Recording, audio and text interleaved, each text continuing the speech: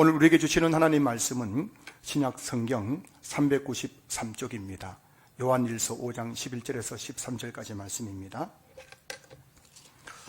요한일서 5장 11절에서 13절까지 말씀 보겠습니다.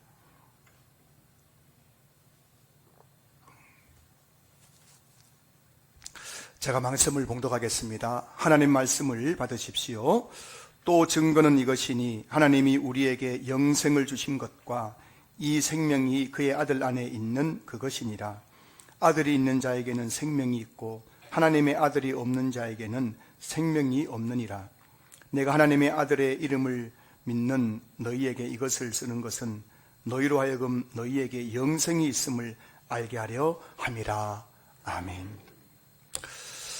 오늘 또 특별히 긴급 중보기도를 부탁드립니다. 우리 최은주 권사님의 친정 모친 되시는 우리 김영숙 권사님, 너무 몸이 안 좋으셔서 어제 저기 해남에서 딸 집으로 오셨는데 오늘 아침에 새벽에 갑자기 오른쪽 손 다리가 완전히 마비되고 더 말이 오늘해지고 해서 혹시 뇌출혈이 아닌가 싶어서 119를 불러서 지금 지샘병원 응급실로 지금 가셨거든요. 그래서 여러분들이 별 탈 없이 잘 태어날 수 있도록 위해서 여러분들 기도 좀 해주시면 감사드리겠습니다.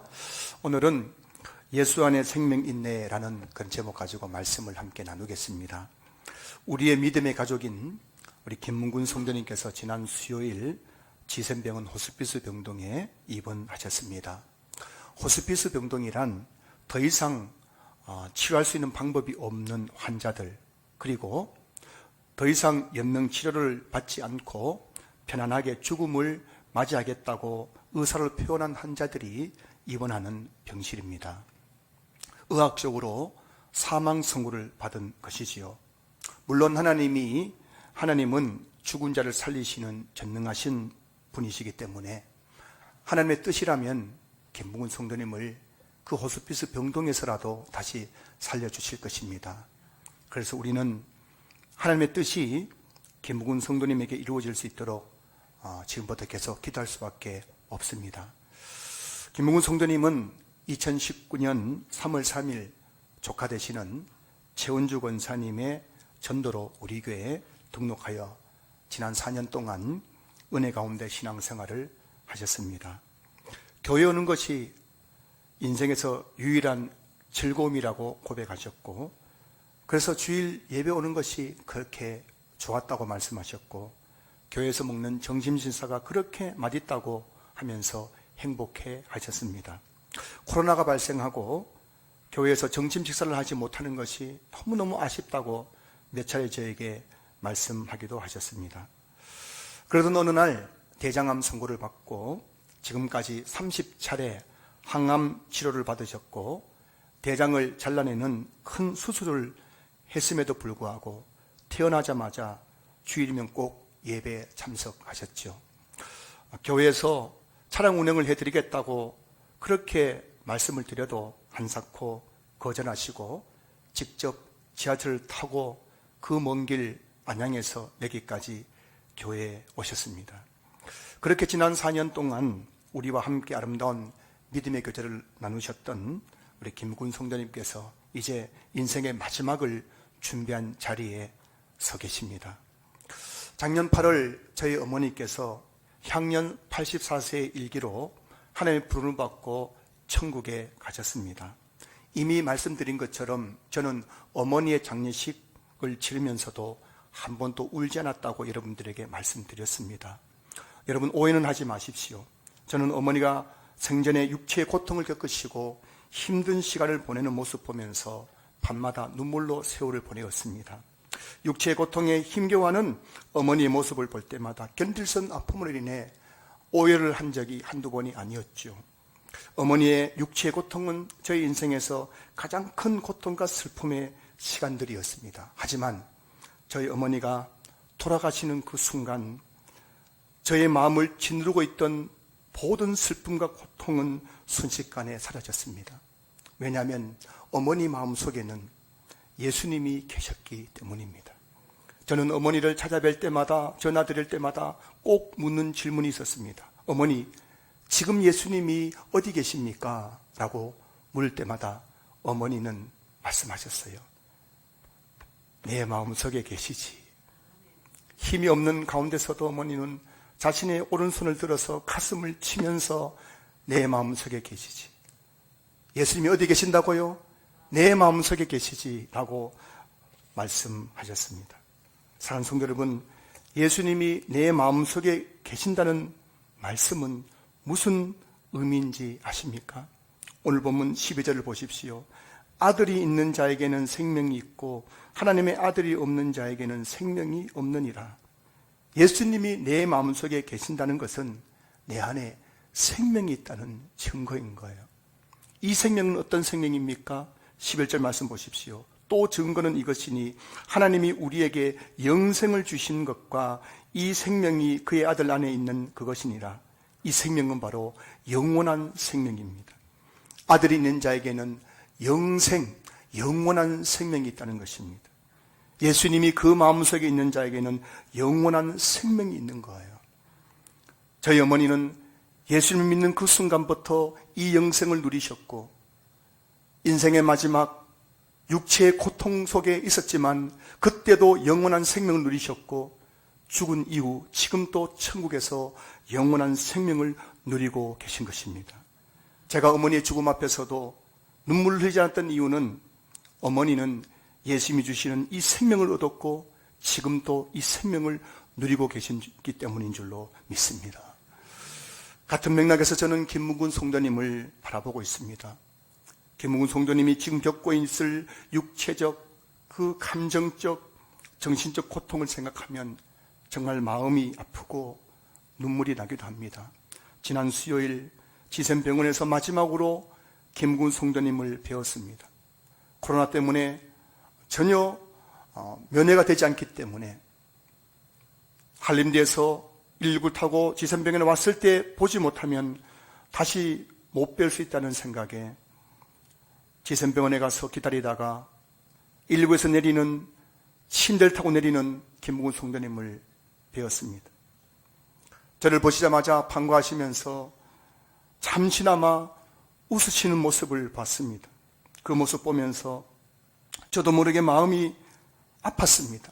말로 표현할 수 없는 그 아픔, 저희 어머니가 인생의 마지막 침대에서 겪었던 그 고통이 저에게 밀려오는 것 같았습니다. 김문근 성도님을 병실로 보내드린 후에 병원 로비에서 한참을 서 있었습니다. 그때 제 마음속에 한 가지 후회된 일이 깨달아졌습니다. 지난 4년 동안 주일마다 뵙기도 하고 전화로 안부를 묻기도 하고 몇 차례 함께 식사하기도 했고 항암치료차 입원하셨을 때는 여러 번 방문하여서 그 병원 로비에서 신방을 하기도 했지만은 저는 단 한 번도 진지하게 구원에 대해서 예수님에 대해서 물어본 적은 없었습니다. 단 한 번도 예수님이 성도님 마음속에 계시느냐고, 예수님을 믿어야만 죄에서 구원받을 수 있다고, 예수님을 믿어야만 천국에 죽어서 천국 갈 수 있다고 그렇게 한 번도 물어본 적이 없었습니다. 사실 제가 진지하게 구원에 대해서 물어보지 못했던 이유는 김문근 성도님이 그런 대화를 싫어하실까 봐 두려웠기 때문입니다. 혹시 그런 진지한 대화가 부담스러워 교회에 나오는 것을 꺼려하면 어떻게 할까, 그런 생각에 저는 만날 때마다 축복해 주었고 건강 회복을 위해서 기도는 해줬지만은 정말 그분이 마음속에 예수님이 계신지 아닌지에 대해서는 물어보지 못했던 것입니다. 여러분도 그렇지 않습니까? 여러분이 일주일에 한 번 주일 예배에 나오는 것도 쉬운 일이 아닐 것입니다. 일주일 동안 얼마나 힘들게 살아오셨습니까? 직장 다니랴, 자식들 키우랴, 자식들 뒷바라지 하랴, 집안일 하랴, 신경 써야 할 일들이 얼마나 많은지 그렇게 바쁘고 힘들게 살아오다가 큰맘 먹고 주일 교회 왔는데 목사가 앞에 다 나타나서 당신 구원 받았습니까? 당신 안에 예수님 계십니까? 예수님 믿어야 천국에 갈 수 있고 예수 믿지 않으면 지옥에 갑니다. 이런 심각한 이야기를 하면은 교회에 나오는 것이 부담이 될 것입니다. 그래서 저는 지금까지 여러분에게도 영생이니 구원이니 이런 진지한 대화를 회피할 때가 많았음을 고백합니다. 어떻게 하든 여러분들 마음 상하지 않게 하려고, 어떻게 하든 여러분들 기분 좋게 드리려고, 교회 나오니까 목사가 날 위로해 주더라, 목사가 나에게 위해서 축복 기도해 주더라, 돈 많이 벌라고, 성공하라고, 잘되게 해달라고 기대해 주더라. 그래서 제가 여러분 마음을 살려고 그랬던 것 같습니다. 그런데요, 반대로 생각해 보면 이 땅에 교회가 존재하는 이유가 무엇일까요? 저와 여러분들이 교회에 나온 이유가 무엇일까요? 12절 말씀 보십시오. 아들이 있는 자에게는 생명이 있고, 아들이 있는 자에게 생명이 있다는 말씀은 이 생명은 영원한 생명, 천국에서 누리는 생명이죠. 아들이 있는 자에게 생명이 있다는 말씀은 아들이 있어야만 그 사람은 그 생명을 가지고 천국 갈 수 있다는 말씀이죠. 12절 후반절, 하나님의 아들이 없는 자에게는 생명이 없느니라. 하나님의 아들이 없는 자에게 생명이 없다는 말씀은 죽은 이후에 영원한 형벌인 지옥에 들어간다는 말씀입니다. 무슨 말씀입니까? 이 땅에 교회가 존재하는 이유, 저 여러분들이 교회에 나오는 이유는 생명을 얻기 위해서입니다. 이 생명이 우리 안에 있어야만 우리는 죽어서라도 천국에 들어갈 수 있기 때문입니다. 이것이 이 땅에 교회가 존재하는 이유입니다. 저 여러분들이 교회에 오는 궁극적인 가장 본질적인 이유인 것이죠. 많은 사람들이 교회 안에 있습니다. 많은 사람들이 지금 전국 각지에서 예배당 안에 다 앉아서 예배를 드리고 있습니다. 그런데 여러분, 성경 어디에도 교회 안에 있는 자에게는 생명이 있고 라고 말씀하지 않습니다. 교회 안에 앉아 있다고, 교회 안에 있다고 생명을 얻는 것이 아니란 말씀이죠. 12절 보십시오. 아들이 있는 자에게는 생명이 있고, 여러분, 하나님의 아들이신 예수님이 내 안에 있어야만 그 사람은 생명을 얻고 천국 갈 수 있다는 것이죠. 그렇기 때문에 교회가 해야 될 가장 중요한 일은 교회 안에 있는 사람들에게 아들이 있는가 없는가를 점검하는 일이에요. 날마다 여러분 안에 아들이 있는가 없는가, 이걸 살피는 것이 바로 목사가 해야 될 가장 중요한 일인 거죠. 아무리 교회 안에 있어도, 아무리 교회에 오래 다녀도 내 안에 아들이 없으면, 예수님이 없으면 생명이 없는 거예요. 영생이 없는 겁니다. 그 사람은 죽으면 지옥에 갈 수밖에 없는 것입니다. 그래서 목사는 설교할 때마다, 성도들은 모일 때마다 생명에 대한 이야기를 나누어야 되는 거예요. 예수님에 대한 이야기를 나누어야 되는 거예요. 구원에 대한 이야기를 나누어야 되는 것입니다. 그게 바로 교회인 것입니다. 아니, 목사님, 어떻게 교회에 와서 맨날 예수님 이야기만 할 수 있단 말입니까? 아니, 교회에 와서도 세상 이야기도 좀 하고, 돈 버는 이야기도 좀 하고, 뭐 자식 자랑도 좀 하고, 재밌는 이야기도 하고, 그래야 좀 교회 다니는 맛이 나지 않겠습니까? 그래야 교회 다니는 재미가 있지 않겠습니까? 물론 맞는 말씀입니다. 교회에는 재미가 있어야 되죠. 교회에 오늘 나올 맛도 나야 합니다. 하지만 교회에서 얻는 재미는 세상에서 얻는 재미와는 차원이 다른 재미란 걸 아셔야 됩니다. 이 세상에서는 돈 버는 재미, 쾌락을 즐기는 재미, 성공하는 재미, 이런 것이 우리에게 재미를 주지만 교회는 세상이 주는 재미를 얻는 곳이 아니죠. 교회는 영생이 주는 즐거움, 천국의 기쁨, 구원의 감격, 세상이 줄 수 없는 기쁨을 누리는 곳이 바로 교회인 거예요. 교회는 이 기쁨을 누리는 곳입니다. 세상이 줄 수 없는 기쁨을 누리는 곳입니다. 만약 교회가 세상이 주는 기쁨을 누리는 곳이라면 여러분, 뭐하러 교회 오겠어요? 아니, 세상에 다 누릴 수 있는 기쁨이라면 여기 올 이유가 없잖아요. 그 세상에 있으면 그 기쁨 다 누릴 수 있잖아요. 하지만 교회는 세상에서는 전혀 경험할 수 없었던 그 기쁨, 내 영혼 그윽한 곳에서 흘러나오는 그 기쁨, 말할 수 없는 주님이 주시는 평안, 천국의 기쁨, 이것을 누리기 위해서 우리는 교회를 찾아오는 것이죠. 저는 신한교회가 여러분에게 이런 천국의 기쁨을 주는 교회가 될 수 있기를 주님의 이름으로 축원합니다. 사실 김문근 성도님은 서울대 공대를 나오신 분입니다. 1960년 당시 서울대 공대는 대한민국에서 부와 성공의 상징과도 같았습니다. 서울대 공대 나왔다? 그 사람은 이제 출세가 보장되는 거예요. 성공이 보장되어 있는 겁니다. 부가 보장되어 있는 그런 것이었습니다. 하지만 지금 성과 사회 기로에 서 있는 성도님에게 서울대 공대 출신이라는 그의 학벌과 그가 지금까지 얼마만큼의 부와 성공을 거두었는지는 아무런 의미가 없어요. 제가 김웅 성도님 지선병원에 와서부터 병실 들어갈 때까지 병실 안은 들어갈 수 없기 때문에 제가 그 모든 과정을 지켜봤습니다. 여러 간호사들이 찾아와서 상태를 확인하고 물어보기도 했지만 그 중에서 그 누구도 김무근 성도님에게 당신은 어느 대학 나오셨습니까? 당신은 얼마만큼의 성공을 거두셨습니까? 당신은 얼마만큼의 부를 축적하셨습니까? 라고 묻는 사람은 없었습니다. 지금 김무근 성도님에게 가장 중요한 문제는 아들이 있느냐 없느냐의 문제인 것이죠. 12절, 아들이 있는 자에게는 생명이 있고 하나님의 아들이 없는 자에게는 생명이 없느니라.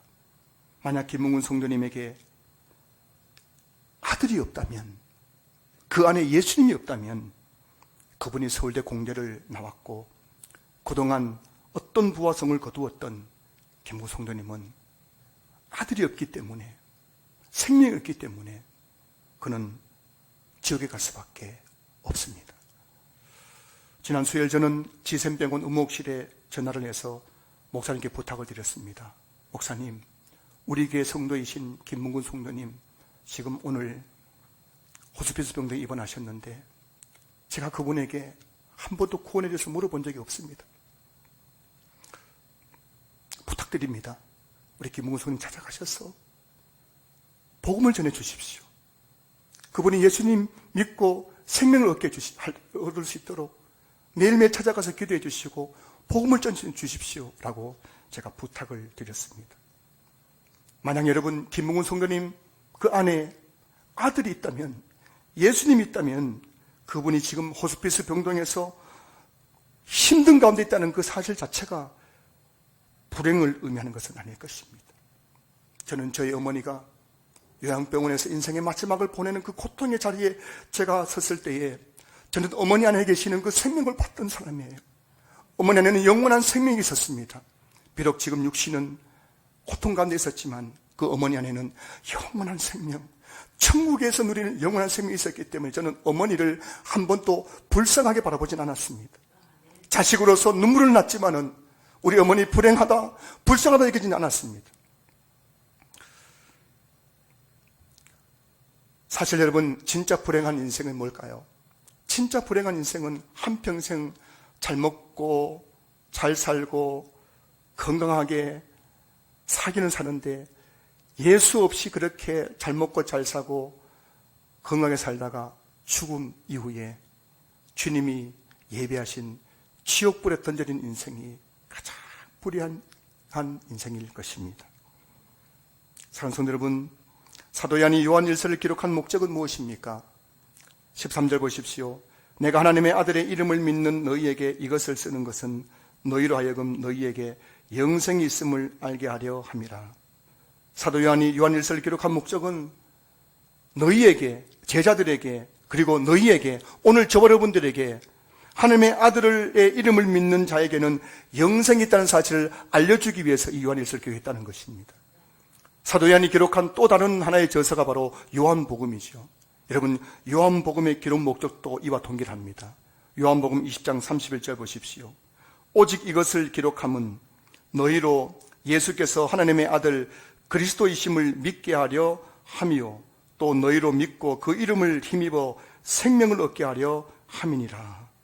사도 요한이 요한복음과 요한 1서를 기록한 목적은 예수님을 믿어야 영원한 생명을 얻을 수 있다는 것을 알려주기 위해서인 거예요.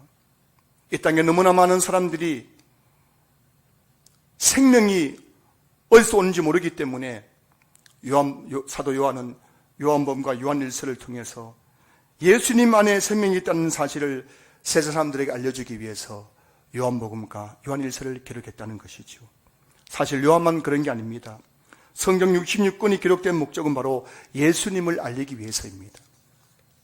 구약 성경 39권의 주제는 한마디로 말하면 오실 예수님이에요. 여러분, 구약 성경의 주제가 예수님이십니다.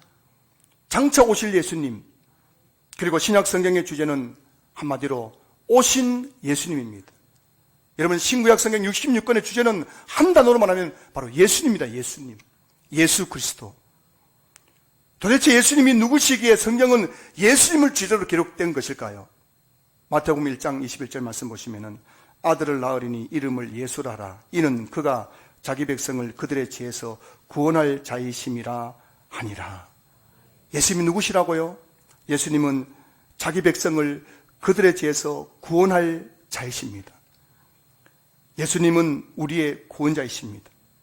예수님은 우리를 죄에서 구원하시기 위해서 이 땅에 오셨습니다. 여러분, 예수님은 우리를 부자 만들어주기 위해서 이 땅에 오신 것이 아닙니다. 예수님은 우리를 성공시켜주기 위해서 이 땅에 오신 것이 아니에요. 예수님은 저와 여러분들을 멋진 인생으로 만들어주기 위해서 이 땅에 인간의 몸을 입고 오신 것이 아니었습니다. 예수님은 저와 여러분들을 죄에서 구원해 주시기 위해서 이 땅에 오셨습니다. 그래서 우리가 예수 믿고 받는 복 중에 최고의 복은 바로 구원의 복인 줄로 믿습니다. 그래서 여러분, 저와 여러분들이 정말 예수님 믿는다면 여러분 이미 받을 복을 다 받은 분들인 줄로 믿습니다. 예수님 스스로도 자신이 이 세상에 오신 이유를 말씀하고 계시지요. 요한복음 10장 10절, 도둑이 오는 것은 도둑질하고 죽이고 멸망시키려는 것뿐이요 내가 온 것은 양으로 생명을 얻게 하고 더 풍성히 얻게 하려 함이라. 여러분, 예수님께서 하늘 보좌를 버리시고 육신에 입고 이 땅에 오신 이유, 그리고 당시 로마에서 가장 흉악한 죄수들만이 져야 하는 그 십자가 형벌을 지시고 십자가에 달려 죽으신 이유는 바로 저와 여러분들에게 생명을 주시기 위해서입니다. 그리고 더 풍성히 한 삶을 얻게 하기 위해서 예수님은 십자가를 지신 거예요. 사랑하는 성도 여러분, 풍성한 삶이 어디서 오는 것일까요? 풍성한 삶, 행복하고 기쁨이 넘치고 만사 형통하고 걱정 근심이 없는 이 풍성한 삶 어디서 오는 걸까요? 많은 사람들이 돈이 나의 인생을 풍성하게 만들 거라고 생각하죠. 이 세상 사람들이 다 그렇잖아요. 맘모니즘, 돈을 숭배하는 시대. 여러분 중에도 아마 돈을 숭배하는 분들이 계실지 모르겠어요. 돈이면 다 된다. 돈이면 행복도 살 수 있다. 돈이 내 인생을 더 멋지고 아름답고 풍성하게 만들어줄 것이다 라고 생각하는 분이 계실지 모르겠어요. 근데 여러분, 이 돈을 행복을 줄 거라 생각하면서 돈을 사랑하면 어떻게 되는지 아십니까? 디모데전서 6장 10절 말씀하고 있죠. 돈을 사랑함이 일만나게 뿌리가 되나니. 너무나 많은 사람들이 돈이면 다 된다고, 돈이 내 인생을 행복하게 만들어줄 것이라 생각하면서 돈을 사랑하다가 어떻게 되었습니까? 수많은 죄를 짓고 TV에 나오고 감옥에 가는 모습을 보지 않습니까? 여러분, 돈을 사랑하면 사랑할수록, 돈이 내 인생을 행복하게 만들어줄 거라고 생각하면 생각할수록 우리는 하나님 앞에서 일만 가지 죄를 짓는 그런 비참한 인생이 될 수밖에 없다는 사실을 여러분 기억할 수 있기를 주님 축복합니다. 진짜 우리 인생을 풍성하게 만들어주시는 것은 바로 예수님이십니다. 아들이 있는 자에게 생명이 있고, 예수님이 이 땅에 오신 이유는 우리에게 생명을 주기 위한 것이죠. 그리고 더 중요한 것은 그 예수님 믿고 생명 얻은 다음에 우리가 풍성히 누리는 삶을 살게 해주기 위해서 오셨습니다. 어떤 분은 말씀하십니다. 목사님, 나는 교회 다니는데 예수님 믿는데 왜 나는 행복하지 못합니까? 나 왜 이렇게 불행해요? 왜 우울합니까? 여러분 기억하셔야 됩니다. 예수님을 내 마음에 영접한 뿐만 아니라 그 예수님을 내 마음의 왕자에 모셔야 됩니다. 예수님 믿는 것은 생명 얻는 것이고, 그 이후에 더 풍성한 삶을 누리려면 그 예수님이 내 마음속에 왕의 자리에 앉아야 됩니다. 무슨 말입니까? 예수님이 내 마음을 통치해야 되는 거예요. 예수님이 내 삶을 통치해야 되는 겁니다. 그래야 우리는 예수님이 주시는 풍성한 삶을 누릴 수 있는 것이죠. 너무나 많은 성도님들이 예수님을 마음에 영접하기는 했습니다. 생명은 얻었어요. 그런데 내 삶 속에는 풍성함이 없는 거예요. 너무 불행한 거예요. 너무 사는 게 지겨운 거예요. 우울한 거예요. 왜 그러냐? 그 이유는 내가 내 마음의 왕자에 있기 때문인 거예요. 내가 왕이에요. 내가 내 인생의 왕인 겁니다. 그러니 주님이 주시는 그 풍성함을 누릴 수 없는 거죠. 저와 여러분들이 정말 주님이 주시는 이 풍성함 누림, 세상에 줄 수 없는 기쁨과 세상에 줄 수 없는 행복과 세상에 줄 수 없는 그 평안과 그 넘치는 은혜의 삶을 살려면은 예수님이 내 삶을 통치해야 되는 겁니다. 오늘 저와 여러분들의 문제는 예수님 믿지 않는 문제가 아니라 그 예수님을 내 마음의 왕자에 모시지 못하는 문제가 바로 우리의 문제인 거죠. 지금 이 시간 호스피스 병동에서 힘든 시간을 보내고 계신 김묵은 성도님에게 가장 필요한 것은 맛있는 음식이 아닙니다. 한인대 병원에서 겨우겨우 호박죽을 조금 드신다는 이야기를 듣고 제가 호박죽을 사 가져갔습니다. 하지만 반도 못 드시고 그 호박죽 버렸습니다. 지금 김묵은 성도님에게는 이 세상에 어떤 맛있는 음식도 아무 소용이 없습니다. 이 세상 부귀영화도 우리 김묵은 성도님은 아무것도 아니에요. 누군가 찾아와서 내가 당신 서울대 공대 출신이니까 내가 당신 장관 자리 주겠소. 내가 당신 우리 회사의 CEO를 내가 시켜드리겠소. 해도 우리 김묵은 성도님 고개를 절레절레 흔들 겁니다. 그 아무 소용이 없어요. 12절 아들이 있는 자에게는 생명이 있고 하나님의 아들이 없는 자에게는 생명이 없느니라. 지금 김묵은 성도님에게 가장 필요한 것은 바로 예수님입니다. 예수님. 아들이신 예수님. 그분만이 우리에게 생명을 주시고 그분만이 우리가 죽은 이후에 영원한 생명을 이루는 천국으로 인도해 갔을 것이기 때문입니다. 코로나 때문에 아무도 김묵은 성도님이 계신 병실에 들어갈 수 없어요. 가족 2사람 외에는 들어갈 수 없습니다. 제가 원목실에 부탁을 하고 해도 들어갈 수 없대요. 하지만 지금 이 시간 예수님은 김묵은 성도님과 함께 하실 줄로 믿습니다. 그리고 함께 하실 뿐만 아니라 우리 예수님 당신의 그 뼈망상하는 그 아들을 품에 안으시고 너는 내 아들이다. 내가 너를 사랑한다. 내가 끝까지 너를 버리지 않고 떠나지 않을 것이다. 말씀하시고 위로하시고 그리고 끝까지 그분을 천국으로 인도해 가실 것입니다. 많은 분들이 저에게 말씀하셨습니다. 목사님, 내년부터 열심히 교회 다니겠습니다. 목사님, 이 일만 끝나면 열심히 교회 다니겠습니다. 목사님, 다음부터 열심히 하겠습니다. 여러분, 이 말이 얼마나 어리석은 말인지 여러분 알고 계십니까? 누가복음 12장 20절 말씀 보십시오. 하나님은 이르시되 어리석은 자여 오늘 밤에 내 영혼을 도로 찾으리니 그러면 내 준비한 것이 누구의 것이 되겠느냐 하셨으니. 여러분, 내일이 있습니까? 여러분, 내일을 장담할 수 있으세요? 내가 내일 또 살아있을 것이라고 우리 중에 장담할 수 있는 사람이 있겠습니까? 이런 말씀이 있죠. 이런 말이 있더라고요. 내가 헛되이 보낸 오늘은 어제 죽은 이가 그토록 갈망하던 내일이다. 오늘 우리가 헛되이 보내는 오늘, 그 오늘이란 시간들은 어제 죽은 이가 그토록 갈망하던 내일이었습니다. 너무나 많은 사람들이 오늘 또 하나님 앞에서 헛된 삶을 살아가면서 내일이 올 것이라고, 내일부터 잘하겠다고 말하지만 그것이 얼마나 어리석은 거예요. 오늘 밤에 주님이 오늘 밤에 내 영혼을 도로 찾으리니, 오늘 밤에 하나님께서 저와 여러분들을 영혼을 찾으시면 우리 인생의 모든 것은 올스톱이에요. 올스톱하고 주님 앞에 설 수밖에 없는 것입니다. 내일이 아니라 지금이에요. 오늘입니다. 지금 우리에게 예수님이 필요한 거예요. 지금 내 안에 예수님을 나의 구주와 주님으로 영접해야 됩니다. 그래야 내 안에 생명이 있는 거예요. 내가 영생을 얻는 겁니다.